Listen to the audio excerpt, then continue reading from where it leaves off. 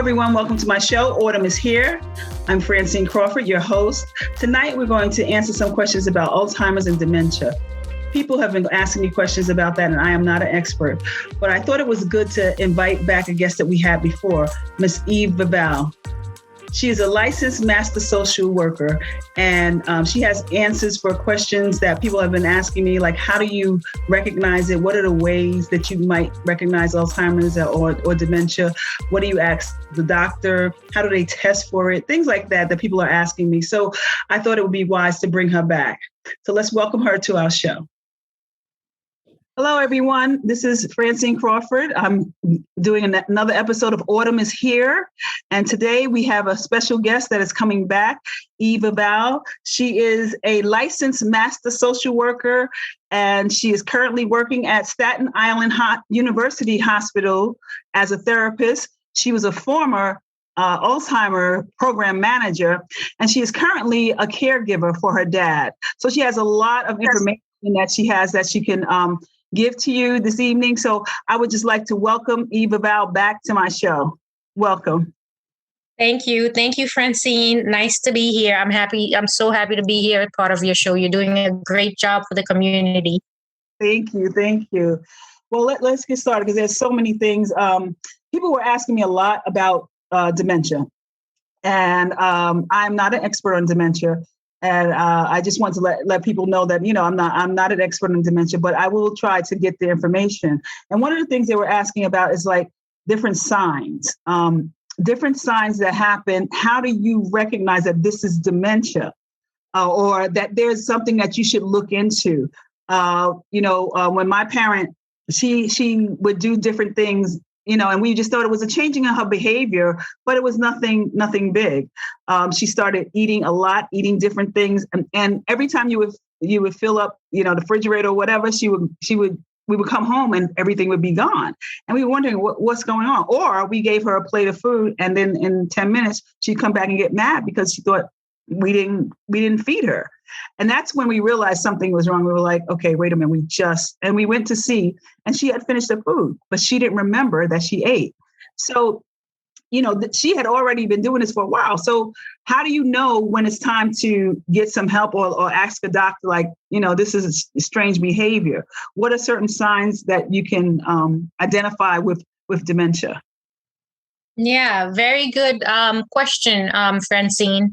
I think that you hit it on the nail when you said that she was forgetting. So forgetting things that are important, is one of the things that family members usually notice first about somebody with Alzheimer's and dementia.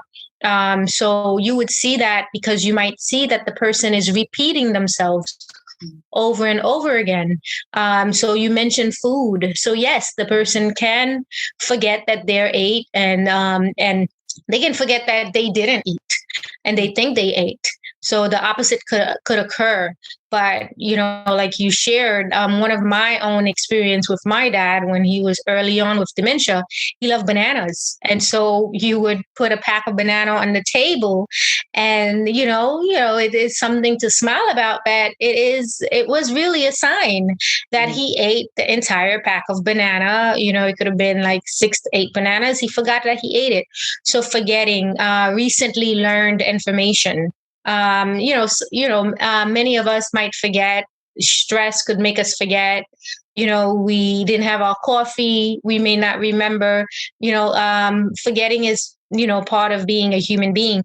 However, when you start forgetting recently learned information or forgetting how you came here, how did you get here to this destination? Forgetting getting lost in familiar places. So these are some of the things that you could see that the person is forgetting. So the Alzheimer's Association and their website, alz.org, I used to work for them, so I know this, that they have a list of 10, what they call 10 warning signs, and memory loss is one of them. Confusion with time and place is one of them. Where the person may forget a recipe that they have, that they are accustomed to being able to make, like cake. If they used to enjoy making it, you start seeing that they're forgetting. You might see that maybe this person is becoming frustrated, and this is not something that's common, that they used to. You might see some personality changes. Some people say that this is not the way mom used to be, and they'll see the personality changes start taking place. There is a list of about 10 signs that the Alzheimer's Association published, and it's not everything all falls at once. Not all of the symptoms and signs is going to be easily seen, in the early stages. You might see gradually, you'll see more and more things that you're asking questions about. You might see the bills piling up and not being paid, so you might see judgment issues, things that they used to do for themselves and they're not able to do anymore. And you're noticing that, oh no, this is strange behavior. This is when to start asking questions. This is when to start going to the doctor. Okay. Well, let me ask you, sometimes, when I was growing up, it was senility. You just thought it was senility. It was natural that they would forget. So everything is not necessarily dementia, Alzheimer's, or anything like that. How do you know? How does the doctor distinguish what thing to test for, or how do you know what test to ask for if your parent is going through something where you're not sure if it's dementia or not? It may be something else. Yeah. So it's interesting. What was known as senility in the past is now being called dementia. Oh. So that is true that as we age, we're going to start forgetting certain things. However, dementia affect your ability to live, your life by yourself, to be able to function. Because at some point with Alzheimer's disease, the person is unable to care for themselves. They're unable to do, their ADLs, activities of daily living. You might even find that they're taking showers over and over again, or not taking showers, not being able to feed themselves, not being able to cook. So you would see a lot of that. I think your question for me was, like what type of test, right? Is necessary. It's true that there are so many things that look like dementia. Some of those things, they could be short-term situations, like dehydration can cause someone, especially someone who is elderly, to to experience some changes, in their cognition temporarily. And so it's important that when someone is having symptoms of Alzheimer's or dementia, or they're having any concerns, that they talk to their doctor about what they are experiencing, because it could be something where their vitamin level, they're deficient in something, and that is causing something. It could be thyroid, hypothyroidism, that can cause for someone to forget. Now there could be serious things like brain injuries, like some type of brain tumor that can cause a memory loss, and it might resemble dementia. And so it's important to talk to the doctor about what is seen so that they can perform the right tests. They will rule out a whole bunch of other illnesses, such as dehydration, or people who sometimes get urinary tract infection. They might, be temporarily, they're delusional, or temporarily, experiencing changes. And, these things can be cured with antibiotics, and then the person starts to function again. So it's important to really, really, really talk to the doctor about what is being seen. A brain tumor, someone may have a brain tumor. You could be 60 years old and you have a brain tumor, and it's affecting your memory. And then, the doctor does surgery, you remove the tumor, cure, the tumor, however, is necessary, and the person is able to function again. So it's important. They rule out things through doing a whole bunch of different types of exams. I'm not a doctor, so I can't go into details about exactly what type of exams they do. They do different type of assessment. They do CAT scans. They do blood tests to be able to rule out a whole bunch of other medications before they come up with Alzheimer's and dementia. Now, there is a test called a PET scan, PET scan.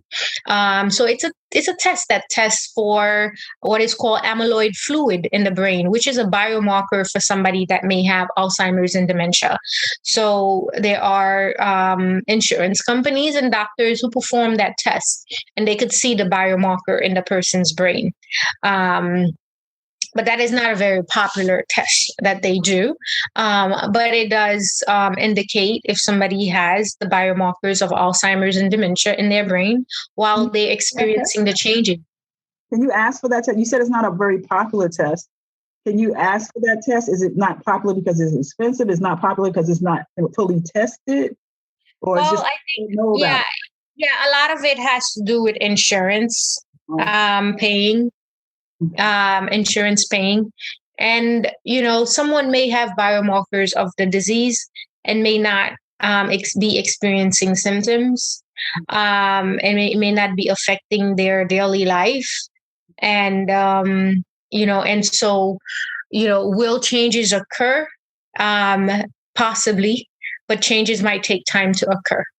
But generally, when someone is experiencing changes, a doctor can perform certain tests. Now, many times the changes are so obvious that those extra tests are not needed to actually do a diagnosis. Yeah, they can do a diagnosis based on an interview. And based on the answers that is being provided by the person with dementia, as well as their family members. How important is it for families to get involved or to have someone with you if you think you're going through something like that? Because you can go to a doctor thinking things are not feeling well for you. How important is it to have someone else? Yeah, it's very important. It's not even a matter of health literacy. It's, where you can understand the information being written or spoken about at a doctor's office, the medical terms, etc. It's not even a matter of that. It's a matter of when you are the one experiencing something, sometimes you're nervous when you go. The doctor might say something to you, it goes in one ear and come out the other. You may not remember. And what if you really do have, your dementia is so severe that when you get out, you forget what the doctor has said. You don't know what the medications are. And many times, even people without dementia, we go into the doctor's office and we come out and the doctor has provided medication to us. And we're like, why did he provide this? Why am I taking this? I don't want to take this. How many of us do that? So you can imagine, our elderly parents who may be nervous about different things. It might be difficult for them to, accept information, take information.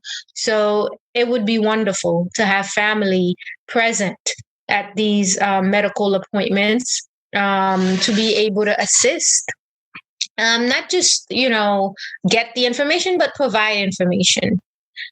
Because sometimes family members are the ones that are noticing the changes. The person with dementia may not notice the change in themselves. Right.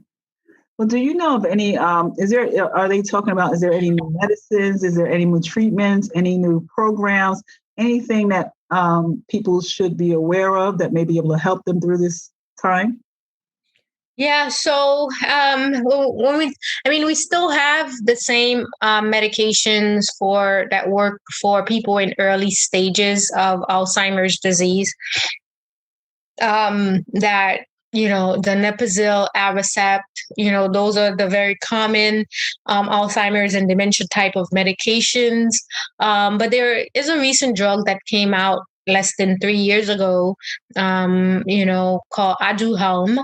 that, when it first came out, I know it was $50,000 that people didn't have. It's an infusion, but my understanding is that it's less expensive. I don't know the exact numbers, but again, like this is a medication that is said to be helping people again in the early stages. But my understanding is that, it is making a difference in the disease itself, not just the symptoms. Oh, okay, great. So there is some hope that maybe something will come along that they could treat this, and maybe people will have less effects, or be able to live on their own a little longer, stuff like that. That's great to hear. That's great to hear. Is there anything else that you would like to say to the audience, or anything that you may know that we should look out for or be involved in? Sure. I think that, as our parents are getting older, or as we are getting older, it's very important that we're there for one another, that we support one another, because, there are things that increase somebody's likelihood of forgetting, things like depression, like those type of things, when you're by yourself and you alone, developing different types of diseases, is common because, depression can bring about a whole lot of different symptoms that, that you wouldn't expect. So, I would encourage families, especially around this, as you're mature in your autumn years, you could say, to stick together. Stick together and be there for one another, support each other. That would be the one thing that I could say.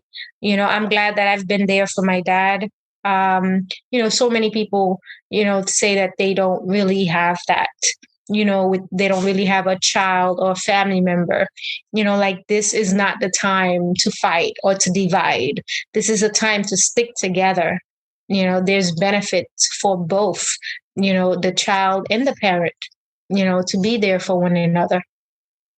Let me ask you a question, because that just brings up a question to me. Is there any kind of program, because in New York, there's a lot of seniors that live by themselves.